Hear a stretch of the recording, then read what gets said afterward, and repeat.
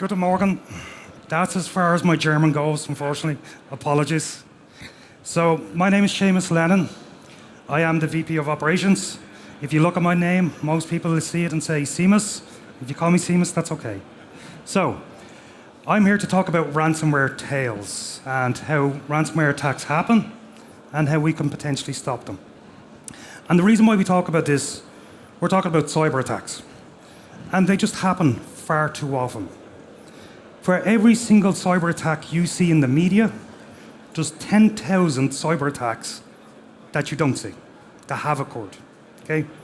So when we're talking about cyber attacks, there's three main areas of each and every cyber attack. So there's the initial access, there's reconnaissance, and then there's the delivery of that attack, okay? So if we break it down to initial access, the first one on the list here is RDP. Believe it or not, it's still the number one entry into an environment. Does anybody know this search engine called Shodan? So you can search for online devices. I done a search only this week for Windows servers online in Europe. 5.4 million Windows servers connected to the internet. Of those 5.4, 1.4 million had port 3389 RDP connected directly to the internet. Ridiculous, but it happens. Remote access tools. Our friendly support guy in Microsoft ringing up to remove that virus. Yes, please install AnyDesk or remove that virus for you. We also have third parties that install remote access tools for support, but they never remove them from our customers' environments. So they're still sitting there on the devices. So reverse shell, which is a bit confiscated, it's a bit convoluted, but it always happens. And vulnerabilities. They'll always use vulnerabilities where they can get in. Scan a Shodan, scan a ports, scan a vulnerabilities, I've just gained access. But once they do get in, what do? Well, normally the first thing they will do is look where everything is in the environment. So it's usually an IP scan tool. Scan the environment, see what's in the environment, see where everything is. Do a full scan of all the shares, all network shares, all data in the environment. Why did it do this? Well, they're looking for two initial things, okay? Firstly, they're looking for highly confidential information that the customer will find dear to themselves that they'll pay money for. They're also looking for the likes of bank statements or cyber insurance policies. Why? Because with a cyber insurance policy, the attacker now knows how much they can charge in a ransom for that attack, how much the policy will pay out. Bank statements, there's a rule of thumb. Never charge anyone more than 1/3 of the amount of money that they have in the bank, because they'll easily pay that. And that's what they do. Once they have all that information, how do they deliver it? Well, it's usually living off the land attacks, using applications available to them in the environment. It could be manipulating Active Directory to push it out through GPO. It could be Intune. It could be any number of ways. So I've gone through two different composites of actual real-life ransomware attacks. Now, they are US-based companies. We have obfuscated some of the information, so not to identify anyone. But the very first one is a small organization. It was a manufacturing company with 400 employees. They were US-based and they turned over $90 million in revenue. Their environment looked like 2 Windows servers, 3 Active Directory servers, 300 workstations. That tells you that 100 people didn't actually have a workstation, 15% remote workforce, and 2 physical sites. In terms of what security they were using, they were high up on security. So they had EDR, they had MDR. Their patches were installed using an RMM tool. There was no open ports to the internet except for port 443 on the Exchange server. They had 1 internal IT person. That's sort of a clue. 90 million in revenue and only 1 IT person. That's how they value IT. External MSP to manage all of the security. So, how did this attack happen? Initial access. Quite simply, it was a link in a Word document. The user clicks on the link. That link downloaded a remote access tool onto the device. That remote access tool then executed on the device, which gave a remote attacker access to that device. Not happy with command line access on the device, the attacker actually went and installed LogMe and Rescue. Okay, so the initial visions of this is, okay, well maybe they're not that clever, because if you command line access to a machine, you've basically got access to everything. But they wanted GUI reference, they wanted to look around in the environment. So once they got in, they actually started getting a bit clever. Once they had that access, they then used PowerShell to reach out to GitHub to execute Born to be root. Does anybody know what Born to be root is? It's an IP scanning tool. Now the reason why they did this was because they didn't actually have to download or execute anything onto the machine. It ran directly in extended memory where the EDR could not see it. It then had done a full scan of the environment and found the Active Directory server. It brute forced the Active Directory server using the netuse command to change the password. Once they got access to that, full remote access to the RDP, to the Active Directory server. Once on the Active Directory server, quite simply, they just created a GPO. Once that GPO was created, what it did was it pushed it out to every single device on the network, which ran a PowerShell script to upload a small amount of data. Only a small amount. Why? As to not to trigger the EDR because there was a mass data exfil going on. Once they had enough data, they then went and executed the ransomware via a PowerShell script on each and every device. So, how could we avoid this from happening? Well, there's a number of ways we could have avoided this throughout each and every step. Okay, a link in a Word document. Unfortunately, we can't stop links in Word documents. Every thesis that was ever written out there that has a reference on it is now invalid. You can't do that. Okay. However, what this did was it went out and it downloaded a remote access tool. Again, you're not going to block Word from having access to the internet. That's okay, we need it. However, it's this part here, the execution. If we were to say, okay, let's only allow the applications we run in our environment run and block everything else. No matter whether it's good software, bad software, indifferent software, if we don't know and haven't seen it, just simply block it. Blocking that would have stopped the attack. It would have stopped the remote access tool going out to the command and control center, and it also would have stopped the attacker installing LogMe and Rescue. That's it, game over. This attack is finished. No, not going any further. However, if we were to allow that to go on, how about we stop PowerShell from being able to talk to the internet? As part of our solution, we use a technique called ring fencing, which basically means that we'll allow the applications to run in our environment, and of those trusted applications, we will ring fence them. In other words, we can control what they interact with application-wise, what networks or internet connections they can make, and what data they can access in the environment. So if we said, okay, well, PowerShell, you can run, but you can't go out to GitHub to execute anything on the device. Stopped again. Hasn't happened. Again, the EDR should have been configured to see multiple failed logins using the netuse command. Should have been easily figured out and should have been stopped right there and then. RDP connections to the server. Who needs RDP access to the server? Well, in this case, there was only one IT person.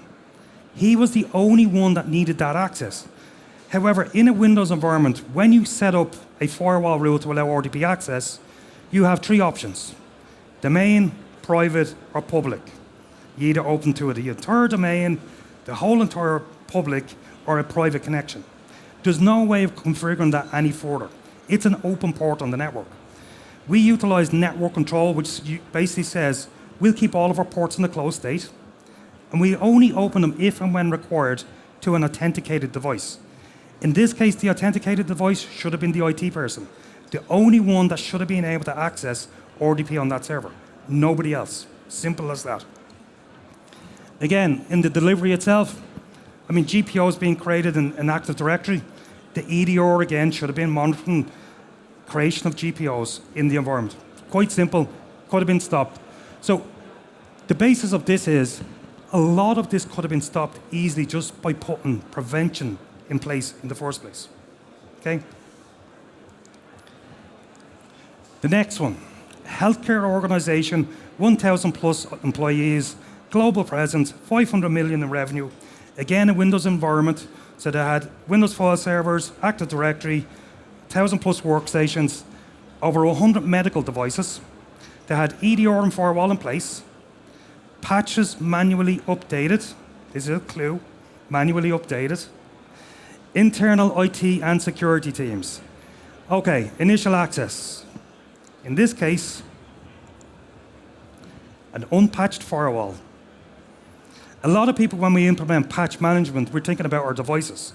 So we think about our workstations, our servers, our MacBooks, keep them all up to date, keep them patched, all of the software. A lot of IT teams and security teams forget about the actual hardware. Firewalls need patching just as much as everything else. And in this case, it was an unpatched firewall, an exploit that gained access into the environment. Straight onto the network, straight being able to RDP to the servers in the environment. Okay? Reconnaissance. It was an IP scan tool, ran very easy, very straightforward, seen everything in the environment. It then ran a Cobalt Strike to scan for vulnerabilities on the network. All of the endpoints were scanned. It also identified all of the medical database records for everything in the environment. Again, a clue. Delivery. Now, this composite case is from 2020. Eternal Blue was used. Does everybody remember Eternal Blue? Does anybody know Eternal Blue? If you don't know Eternal Blue, think of WannaCry, the worst ransomware we seen back in 2017. Thanks to Eternal Blue, which was a vulnerability held by the NSA for over a year and a half, and thanks to the Shadow Brokers group who hacked the NSA, put it out on the internet. They did put it up for auction first off for 10 billion Bitcoins. 10 billion. 6 weeks later, that went down to 4 billion Bitcoins. 6 weeks later, they said, you know what, let's give it for free. Everyone on the internet had access to everything that the NSA were holding as part of this, and Eternal Blue was one of them. And WannaCry picked up on this. So if you're not sure what Eternal Blue was a vulnerability in the SMBv1 command. So any SMBv1 shares out there, you could instruct commands to execute anything you liked on any device connected on the network. It was a game changer when it came to virus and virus protection, because up until this point, if an endpoint was infected with a virus, it was just that endpoint. It was nothing else. You just trashed the endpoint, rebuild it, it was fine. With WannaCry, that single endpoint connected to every single endpoint on the network, and it killed everything. Again, once they had access to the RDP server, which was not patched in 2020, and still using SMVv1, that's where it got in. Here's where it got a bit weird. They actually pushed out the installation of the ransomware through an UNC path. Now, they already had access to the AD server. They could have easily done a GPO and pushed it out through a GPO and through a PowerShell script. But again, it did work. It infected every single device on the network. Again, how do we avoid it? Patch everything. Simple as that. Patching is not just for devices or endpoints, it's also for all of your infrastructure. Again, lock down access to your servers. Who needs ORP access to your servers? Only your IT team. Nobody else. Lock it down, simple as that. The reconnaissance. Well, IP scanner tools, block them, stop them from running. If as an IT admin, yes, allow you to run it, but block everything else. Now, Cobalt Strike is a number of PowerShell scripts, again, which you can use ring fencing and application control to stop them from running. And again, we can protect that data in the environment. And again, from the delivery standpoint, needless to say, patch your servers, patch everything, keep your patches and your operating systems up to date, and stop untrusted software. So these are the two tests I normally go through, but just a bit of background.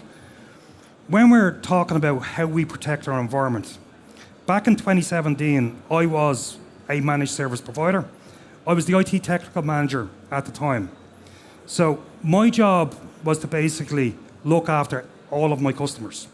If something went wrong, I was the one responsible, okay? Back in 2017, when WannaCry was out there, we had no solution to it. Yes, we were using the latest EDR out there. Yes, everything was secured, everything was locked down as possible, but it just did not stop people from clicking on every single thing that came into their environment. We had a customer, a particular customer, a legal customer, who got hit with ransomware. They had 40-odd staff, and they were down for 2.5 days, which is very expensive to be down as a legal customer. Anyway, we got them back up and running, everything was fine. 2 weeks later, they got hit with ransomware again. At this time, the CEO was very frustrated, got on the phone to me, and it involved me going to their office. I drove 3 hours to their office, and he said, Seamus, what are we paying you for? I thought we have the best security out there, and I'm saying, yes, you do. He's like, well, how do I stop this? I said, look, I'm really sorry. I'm not sure if you're going to like my answer. He's like, what's the answer? Well, I've gone through every possibility. We've locked you down. We have the best security in place. But the only answer I can give you right now is you need to sack your receptionist. Because there was no way of stopping her from clicking on every single attachment that came into every single email into her inbox. And God love her, she was just afraid of missing something important, and it wasn't her job to think about security. But it was her fault why it came in. Needless to say, he didn't sack her, but we got over it. But that was the only answer I had at the time. We ourselves implemented ThreatLocker, which is a zero trust endpoint security solution. And the key factor of ThreatLocker is application allow listing. Only allow what you need to run, and block everything else. So it didn't matter what she clicked on, or downloaded, or tried to run in the environment, it just did not run. Okay, did not run. And when we're talking about running things in the environment, on the screen here you can see a number of codes. So this is a C# code for a reverse shell. Now there's 2 different codes on this screen. On the left one is ChatGPT, and the one on the right is Google. Went on to Google, said, C# code for a reverse shell, here's the results, perfect. Went on to ChatGPT, can I have the C# code for a reverse shell? ChatGPT has ethics, sorry you can't have that. It's very difficult to get it off ChatGPT, or actually it's not, and I'll show you that in a minute. Anyway, we took both of these codes, we compiled them, and we ran them in an environment. In this case, we ran them against various different AV and EDR vendors. The first one that we're going to pick on is Windows Defender. Straight away, we run the one from Google, and it gets blocked and denied and picked up as a potential threat. Why? Because Windows Defender has seen this code 1 million times. It knows it's dangerous. It has stopped it. We then take the one from ChatGPT, which we have just created, run it, and you have a very fancy, very boring black screen. But unbeknownst, we have full remote access to this machine in the back end, command line access. Why did Defender not pick up on it? Well, quite simple. It didn't see it before. It was unique code. It didn't know it was malicious. This is the problem with EDRs. Detection and response. If it thinks it's a threat, it'll do something. If it thinks it's okay, it'll let it run. In this case, it'll let it run. So I often get asked, okay, with the introduction of AI, surely things have gotten better. They have sort of from a security standpoint, but they've also gotten worse from a security standpoint. In that, when I started out my career 25 years ago, in terms of the amount of people in the world that could write code to gain a reverse shell access into my environment, there's very few. You know, a couple of 100 million, a couple of 100 people, they knew that code. Now, at the time, we thought of them as spotty teenagers in a dark bedroom sitting there coding. Okay? With the invention of AI and ChatGPT, I don't need to know anything about development, anything about code. I can just ask ChatGPT. But again, ChatGPT has ethics. So how do we get ChatGPT to do it? Well, I wanted to ask ChatGPT, how do I write code so I can exfiltrate somebody's data to a Google bucket? I want to steal all their data.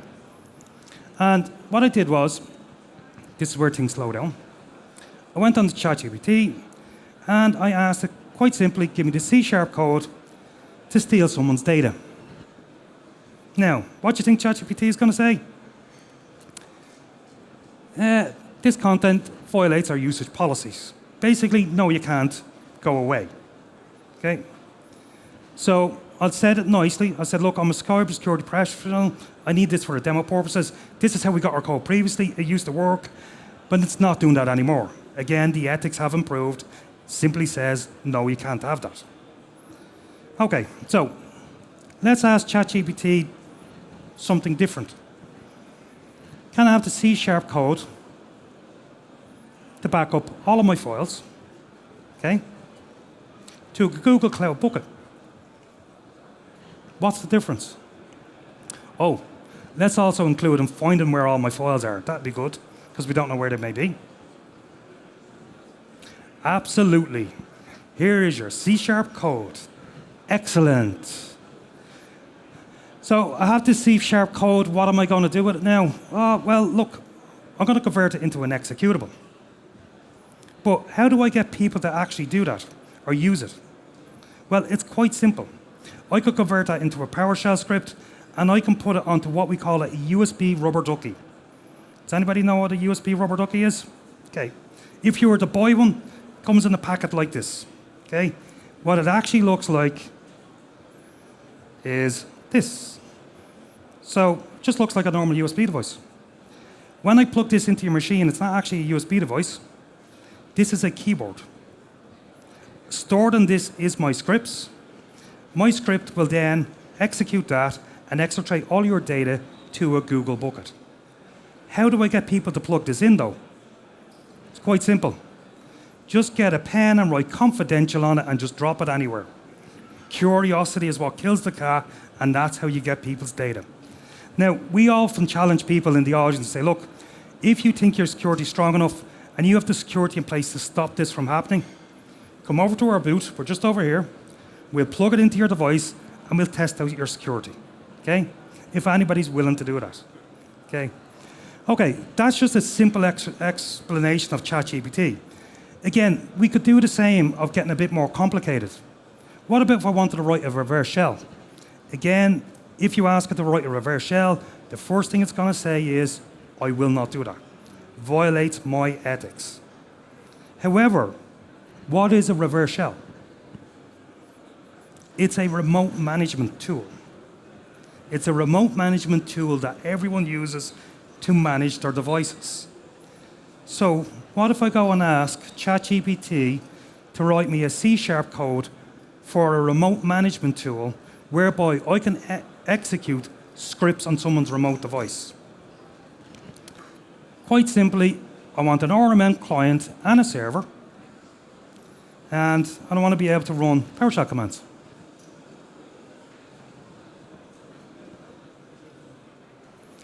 Oh, yeah, and we want to return PowerShell scripts as well. I'm a very slow typer, sorry. 25 years in IT and I still type like that. Okay, but here you go, straight away, there's the code. AI is fantastic for security, or is it? You know, the difference here is, back when I started out in IT, those couple of hundred people that could write this code has now changed to 6 billion people to have access to ChatGPT. Very simple and very easy. So, how do we help when it comes to ThreatLocker? As I said, we are an endpoint protection platform. The key to that is application allow listing, okay? So when we deploy out an agent to your environment, we learn what software is running in your environment, okay? We'll identify all of the applications running on each and every machine. We can do an advanced search and a simulated deny without even securing your environment to see if there's anything we've missed. Because some people's organizations change quite a lot. You might have developers in creating new code every single day. We can pick that up in a learning mode and say, okay, let's create custom rules for those developers to keep them in production without affecting what they do. We then secure the environment. We remove all of those unused softwares, including all of the remote access tools that people don't know they have on their devices. I started out in ThreatLocker about 4 years ago in the midst of COVID. When we used to go through this with companies, there was 2 applications we would find on people's devices more than anything else. First one was called caffeine, and the other one was called mouse jiggle. Okay? You get where I'm going with this? Remote workforce, working from home, open up caffeine, and the mouse is doing this, and I'm logged in live on Teams for 4 hours while I take my lunch break. It's fantastic. But the problem with this was, these were standalone executables. The end users did not have admin rights on the machine, but they were able to execute those applications on their devices because they did not need admin rights. There's a misconception that, oh, none of my users have admin rights, they can't do anything on my device. It's wrong. 80% of the Microsoft Store does not require admin rights. All of those browser extensions that have full access to everything in the environment do not need admin rights. Companies just don't know what they don't know in the environment to secure that environment. So as I said, we can go through and we can identify all of these applications, the high-risk applications. We can do an advanced search during a learning period without affecting your environment to identify maybe those developer tools that need to be customized in the environment. And then we can just go ahead and secure the endpoints. What happens when we secure our endpoints? Well, quite simply, as an end user, if I need access to a new piece of software, I download it, I try to run it, it gets blocked and denied. However, I can send off to my IT team the request to allow that access. We, as an IT admin, can approve that access within 60 seconds to allow that user to run that application. Okay? Now, I've talked a lot about application allow listing. We are a platform. So as part of our single agent, we do application allow listing, we do ring fencing, we do elevation control, which is a privileged access management solution. We do network control, which is a software-based firewall. We do patch management. We do an EDR. We do an MDR. We also do cloud control. We only launched this year.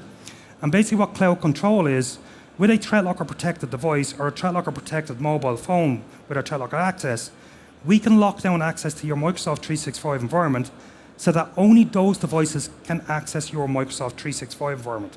Why is that important? Well, if I'm one of those users like that receptionist back in 2017 that loves to go onto phishing sites and loves to put in all of my credentials, even with a stolen token, they still cannot log into my environment.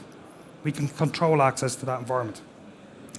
If you haven't heard about ThreatLocker before, we always do webinars. Look us up, LinkedIn, YouTube. We have just launched a new webinar. Donald Trump has 100 days in office. We've just launched a webinar series called Secure Your Environment in 100 Days. So we do a webinar every single Tuesday, which is not necessarily ThreatLocker, but it's how to secure your environment in 100 days without affecting productivity. As I say, we do a lot of these webinars. I think the one on the screen here, we did one where we tied a pineapple, a Wi-Fi pineapple, to a drone, and we were able to scan out the networks. Now, it sort of went a bit wrong because that was a $5,000 drone smashing into the CEO's window and was burst. But if you haven't heard from us, please do drop by to the booth. Myself and my colleagues are over there. If you have any further questions whatsoever, I'd be happy to answer them all then. Thank you very much for your time today, and please enjoy the rest of your week. Thank you very much. Perfectly. Seamus, thank you very much. Stay with me for a while. There's a question. Wait a minute.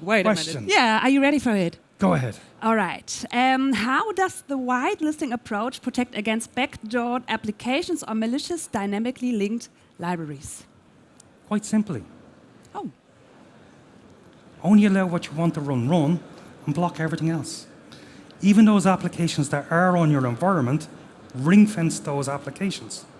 The number one application we ring-fence more than anything else is PowerShell. Why? Because it's installed on every single Windows device out there, and every attacker in the world knows it. If you lock it down, you've stopped 80% of ransomware attacks straight there and then.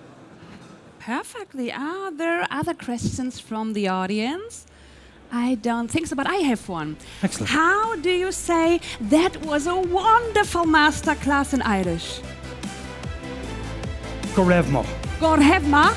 Yes, correct. Gorevma, thank you very much. So let's hear it for Seamus Lennon.